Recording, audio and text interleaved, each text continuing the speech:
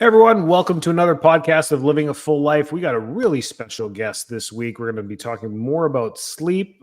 Dr. Richard Downs, thanks for being with us. He's a retired dentist, an author, and he's developing a book right now. And he works with the American Sleep and Breathing Academy. That's great. He's got his diplomat in it, actually, from the American Sleep and Breathing Academy. So this is going to be exciting about sleep.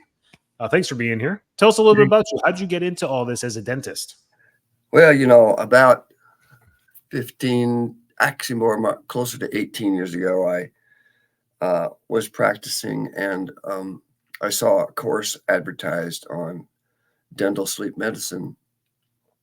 So I went to that course, and while I was there, I got tested and discovered that I had obstructive sleep apnea.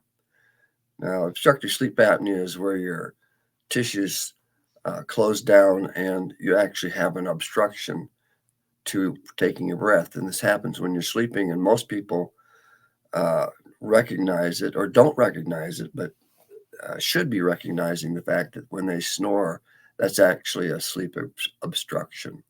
So I found out that I had that. I was surprised because I just thought snoring was normal, like a lot of people do. And then I discovered that I had a fairly significant obstruction and that it was affecting my health. And I thought, my goodness, we could do more about this than I thought we could do. Dentists are actively providing therapy for that kind of treatment, other than CPAPs. And so I wanted to get involved, and I began learning about it from that point on. So anyway, now now I've gotten to the point where I'm teaching others, and not only dentists, but other health practitioners, allied healthcare providers. And I started about 4 years ago trying to involve chiropractic medicine into sleep medicine because I felt that it was an untapped resource that could pair up with other allied health professionals. There's just not enough sleep specialists in the world to take care of the need. And there's probably 75 million people walking around undiagnosed in America with sleep apnea right now. Wow. Yeah, that's how you and I crossed paths was when you tried to talk to some chiropractors and Yeah. you got my interest and my attention. Yeah. And as a provider, we ask more questions now about that and help Yeah. guide patients that way too, which is great. So where are you now with what you found out with apnea? I mean, not just apnea, but any sleeping issues. What's the best way to follow up for people? I mean, it seems like it's always the same thing. They go get diagnosed with sleep apnea, they're put on a CPAP, and that's the end of the road as far as medicine goes. Yeah. That's a very good point. And I thank you for asking that question, Doctor. Um, there is more than 100 sleep disorders, and the list is growing. But the vast majority of those people with sleep disorders, probably 96, 97%, maybe even more, are obstructive. In other words, we just, so when I talk about treating and helping with sleep disorders, I'm talking about the obstructive form. Uh, when you have other disorders that are not obstructive, then dentists and chiropractors don't necessarily wish to be involved, nor should we, because many of those require CPAP use.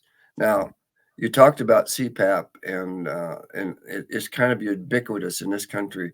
We've by far, as a country in the world, prescribed more CPAPs than any other country.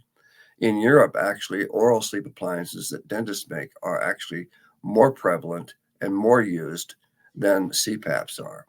And that's the way it should be. CPAPs generally have a dismal um, uh, compliance record. In other words, people who have them don't wear them.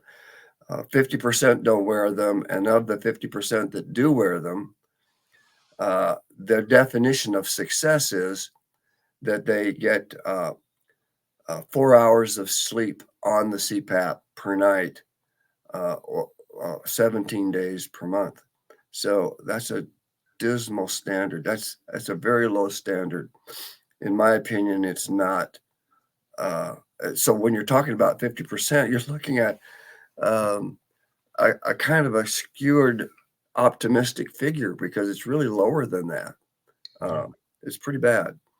And some people do really great with CPAPs. Don't get me wrong. CPAPs really work well for those people that can tolerate them. But unfortunately, the vast majority cannot, who do start wearing it. So that's why we're doing other alternatives, and we have a lot of them now. Matter of fact, the medical professional that I work with, we've introduced 2 new devices in the US. One is the ExciteOSA tongue stimulator, which chiropractors can easily implement, and also the iNAP, which is the negative pressure device. And that's what this is, the negative pressure device. And it is very quiet. As a matter of fact, if I turn it on, you'll see the light is flashing. And it's actually got a motor running right now. Can you hear it? I cannot. No, it's really, really quiet.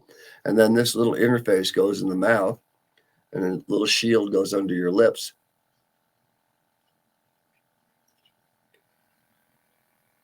Easily wearable. It's easily to wear, and what it does is it has a suction, and it brings the tongue up, forward, and into the roof of your mouth where the tongue is supposed to be. Right. And it also pulls the soft palate forward. So what it does is, by moving the tongue forward and up and the soft palate forward, it opens up the airway in the back so that you can breathe more freely. Great. The problem is, when we lay down in bed, we usually lay on our back or on our side, but the muscles in the neck and the tongue falls back into the throat. And then you begin to have choking episodes. These muscles stay tense and tensed open while you're awake. But when you're asleep, they relax. And the older you get, the worse it is. So by having this device, you could actually do the thing that the tongue tension and the muscles tensions in the roof of the mouth used to do when you were awake. Keep that airway open. Now, if you have something other obstructing you, like, for instance, if you can't breathe through your nose, this device is not going to work. You have to have something that opens the nose. And many of us have constricted noses like mine and narrow faces like mine. And this is because of our modern lifestyle. We are actually having shrinking faces, and airways are becoming more obstructed for modern people than ancient people used to have. We do not chew solid foods anymore. We blend it up in blenders and suck it down. No chewing. We have tended, and hopefully they're changing that now, to bottle feeding for children, pacifiers, which cause constricted airways and constricted arches. We have chronically crooked teeth, and orthodontists are always busy because of the way our faces have shrunk. And oral surgeons are taking out wisdom teeth almost ubiquitously on everybody because we don't have enough room for all our teeth. That is not a vestigial organ. Your wisdom teeth should be coming in and functioning on every human being. Yes. It's horrible what's happening to us. And that's what I'm writing the book about, Doctor. That's interesting. The book is entitled Beautiful Faces, and it talks about the architects of enhanced attractiveness and improved human breathing. That's the name of the book. And it's about how to fix our shrunken faces like mine, and what's going on, how to recognize it. We are actually becoming so used to seeing faces that are shrunk and narrow that we actually are changing our views of beauty, and it's a mistake. It's an absolute mistake. Interesting. Very interesting. Yes. As an anthropology minor myself, I remember going through all this, wondering what's the big change. We just don't work hard anymore. We don't climb the trees. We don't get those fibrous fruits anymore. We don't have to sit there and chew for half an hour to get through the pellet of a vegetable or something. So yeah, no, it makes sense. That's amazing. I'm going to definitely read that book. So with parents now, when you were talking, it was like, how do we help our kids, one, and ourselves, two, But children, I mean, are tough. Our middle one, we had to do a lot of this myofunctional work with her jaw and her palate to get it to Yes. open up, because she has the most narrowest face out of all three of them. And but that structure changes function. So her function is very different compared to me and my eldest, who have the wider jaw. And I've got all my teeth. I've never had anything pulled. I've never even had a cavity. So, and no braces. Right. Thanks, Daddy. So that's great. So that's amazing, but that's genetic. So we need to pass on those genetics. Yeah. So how do we start with kids? How do we help them? That device is the one that's quiet. It fits under the tongue. I think that's even great for pediatrics, but I think getting assessed first is the key. Absolutely. We can't do anything until, and that's such an important thing. We have people out there doing all kinds of things without a diagnosis. So you need to have a diagnosis first. I mean, just throwing treatments at things without knowing what you're doing and what the actual diagnosis is wrong. And so as a doctor, you know that if we don't diagnose first, we're really committing malpractice by instituting treatments that may not necessarily fit the diagnosis. So, and what can children do?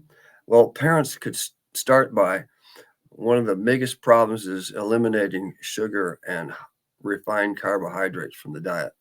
It is absolutely devastating what we've done to our diets. Get back to foods that have to be chewed. Let your children who are tiny chew on a carrot, for crying out loud. And then these pacifiers, as you use them, they actually cause a narrowing of the arch. So you think a pacifier might, even the ones that are supposedly shaped like a nipple, are not doing the job that they should be doing. We have to get back to breastfeeding our children, real breastfeeding. And we need to also get back to proper diets that people have to chew and actually work at. Matter of fact, when a baby nurses on a breast, they're actually chewing. It's not sucking, it's chewing. And what that does is it broadens the arches and opens up a larger dental arch, gives more room for your tongue so they can stay forward. But it does more than that, but we don't want to go into all that. And We know. we're ending up with a lot of tongue ties now, and tongue ties need to be checked for on children. And you'll have pediatricians say, well, tongue ties are being released as being overdone. I saw there was a New York Times article, something on that. That is not right. They think that the only time you do a tongue tie release is for breastfeeding. That's not true. It's also extremely important for forward jaw position, forward head position. That fascia under the tongue is attached to the fascia throughout your body, and it'll actually change your posture if you have it properly adjusted and released. And also, it changes the way your mouth develops. So your airway is actually developed as you get older. There's much more to tongue tie release than just breastfeeding, because some children who have tongue ties can breastfeed just fine. It doesn't mean they're not a candidate for a tongue tie release. Okay. Correct. Yeah, I think that's just the first emergency situation is when a baby stops breastfeeding. So automatically their tongue tie is released or their lip tie. But you're right. I've had adults recently in their 40s and 50s get their tongue ties released because of them learning about the fascial connection to the midline of the body. So yeah, we're opening up a whole can here in the podcast. But this is really important stuff. So for our kids, that's infancy. And then when they start eating solids, like get them to chew on this stuff. Give them a hunk of beef. Give them a hunk of, chew through this thing. Make those work. And then for adults, getting assessed properly for your sleep. So going through a sleep study is probably a good idea. Yeah, here's what we do with that. And I'm so glad you brought that up, Dr. Dolce. How do you see your last name, Dr. Dulcicor is the easiest way. Dulcicor. So I apologize because I'm terrible. I have a a reading disability. I grew up with a reading disability, And so I still have some issues, especially with spelling. So one of the things that you can do is you can screen people with what is called a Circle Plus ring. Now this ring, Circle Plus, this is the large side, but you can see that it has an expandable bottom, but also if you look at it, it's not round, it's actually square on the sides. And the advantage to that is it doesn't rotate around your finger. Okay. And you put it on any finger that fits, whatever it might be. And there's small, large, extra large that we can find for every person. Now you can see the pad on the bottom. There's a little brass part here. So you can do your blood pressure and pulse rate here. Okay.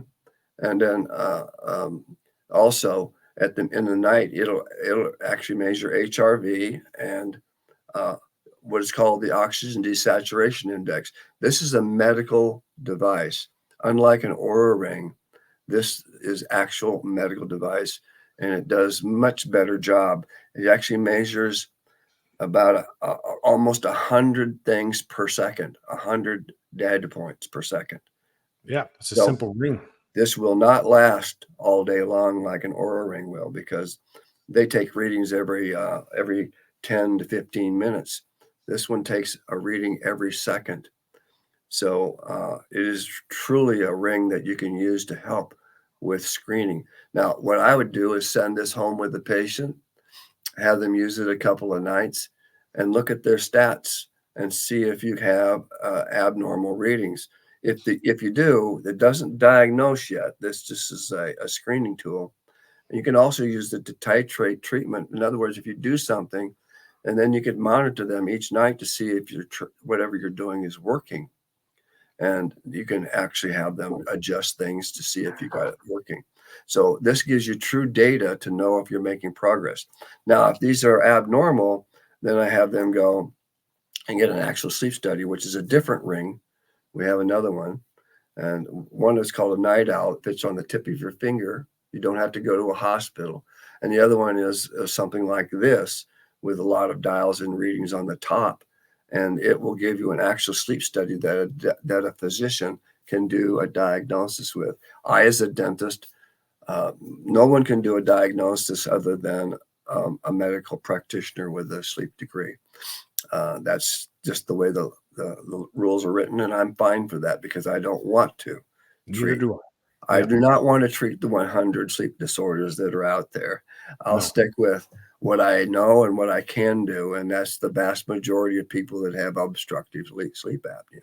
Yeah, and Yeah. there's many solutions to that, So, which is great. So that's how we find it. That's how we diagnose it. That's how we get a better reading of it. And the thing I love about data and what you've created with the Circle Plus is as you're going through therapy or correction, you can keep monitoring the data to ensure that progress is being made. It's permanent yes. change is being Yeah. made. Yeah. That's where I think medicine misses this is there is no follow-up. There isn't any follow-up. I've seen hundreds of patients who have been put on CPAP.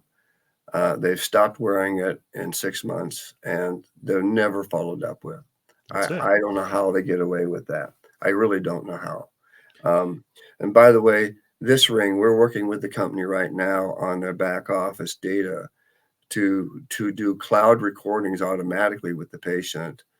And then there's much more data there. And then we're going to be able to do a remote patient monitoring. So all doctors like yourself can do remote patient monitoring, and we'll have it AI monitored so that those who have higher risk scores are highlighted on your report daily. And you can see who is in the extreme red category that you may need to follow up with because they're having problems, and those who are completely safe in the green category that you can just monitor on an occasional basis. That would greatly drop your need and time-intensive monitoring program by having that sourced in such a way. And we're working on that right now to have that ready for everybody. Great. Yeah. Any providers you for our listeners that you would recommend, not particular or by name, but maybe by industry that, parents can bring their kids to get. If you're worried about sleep, where should you go first? Who should you talk to? I mean, medicine, of course, talk to your doctor. But we had success with Myofunctional, which was very different. It was a different provider. It was done over Zoom. She was in Colorado, showed us the exercises on a screen. There's devices and chewies and styrofoams and all this stuff. But who do you recommend? I do think that's a great idea. I think that starting off with a myofunctional therapist or sleep language pathologist is a great way to start. They're very good at screening for tongue restrictions, tongue ties, and breathing issues. And they're becoming more and more sophisticated. And then they refer you out to the next person that ought to be seen. I love that idea. I think too, I work with dentists and many people that are being trained on my website called Sleep Balance Academy. And we educate these people, but you may look in your phone book for a dentist who actually advertises that they do sleep dentistry. And that would be a good way to start as well. Now, the thing about it is, if you go to a physician, many of them are changing now, and they're becoming more and more aware that oral sleep appliances that dentists make are a very good alternative. Many of them don't know anything about these ideas, these things yet. But if you go to a dentist, at least you'll get a choice between a CPAP and an oral sleep appliance, which is nice to have that option. So I would go and look for that. And then more and more chiropractors are now getting trained, and you may see chiropractors advertising that they have a sleep-oriented health practice. I think that's a really good thing to do. But look for those cues. I think that would help. And the other thing you can do is you can go to my website, onlinehomesleepstudy.com. You can order your own sleep study. You don't have to have it prescribed by a dentist or physician. You can actually order that on your own. And then you will get a diagnosis from the doctors that I work with, all 50 states. And then we will make recommendations on care. And we will help you find a practitioner that will work with you. That is wonderful. There you go. That's what I was getting to. I knew you had a solution to this. Yeah. Wonderful. Thank you, Dr. Downs. That's amazing. Our listeners will keep up and look into this. I know much more. That's a great eye-opening experience for sleep, and it's so important to our health. Getting adequate sleep, not just the hours, but adequate sleep. I don't think people understand this. Not only is 4 hours not good enough, but just not getting into REM sleep, just not getting the right air cycle, oxygen. As a chiropractor, all I'm trying to do is work on posture and get people opened up and just so they can breathe at night.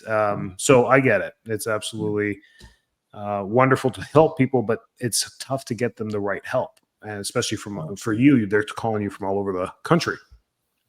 Well, Doctor, I think that what you've just said is so important. If you read, there's a couple of books I'd recommend. Breathe by Dr. Walker. He's a PhD from Stanford. That is, Why We Sleep. That's what that's called. Why We Sleep by Dr. Walker. That is a really important book. It talks about getting 8 hours of sleep per night. We're chronically not getting enough sleep. Yeah, that's and great. Another one's called Jaws.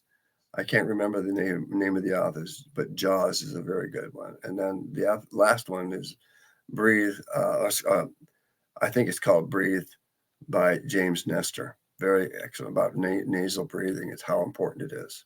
Nestor. If your child is breathing open mouth while sleeping, in other words, their mouth is open, you've got a problem. There's no doubt about it. Yes, for those parents listening, that's the first sign of we should probably go get this checked. Yeah. Naturally, you keep your mouth closed, tongue goes to the roof of the mouth. Most of the air is breathed in through the nose. Yes, that's exactly right. Yeah. That's such good information, Doctor. I appreciate that. No, I appreciate you. Thank you for your time. This is fantastic. I'll make sure I put all the links to your websites and everything in the bio so that people can find you. And for sure, I appreciate your time. This is so great. All right. Thank you. And And just let them know also that particular nasal spray has just been put on my website. So Right. that's just a new development, and that'll be Right. there. Touch on that for a second. So the Oh, nasal spray is a great thing for. this is an all-natural product that cleans your nose daily, and you can have it has a swing arm on it, so you can, but it's made with hypochlorous acid. Now, this is the same material that your white blood cells make, hypochlorous acid. So it's all natural. So it's just hypochlorous and water. There's no salt in this because most people make this with electrolysis. We do not. We have a proprietary method for making this. And you clean your nose 3 times a day with this. It will help keep the airway open. And it's one of the things I think will help with respiratory infections as well, although I can't make FDA claims in that area. No, Okay. but that makes sense. Keeping a clean airway makes sense. Makes Clean perfect airway. sense. Right. Yeah. Great. Thank you so much. Thank you. Take care.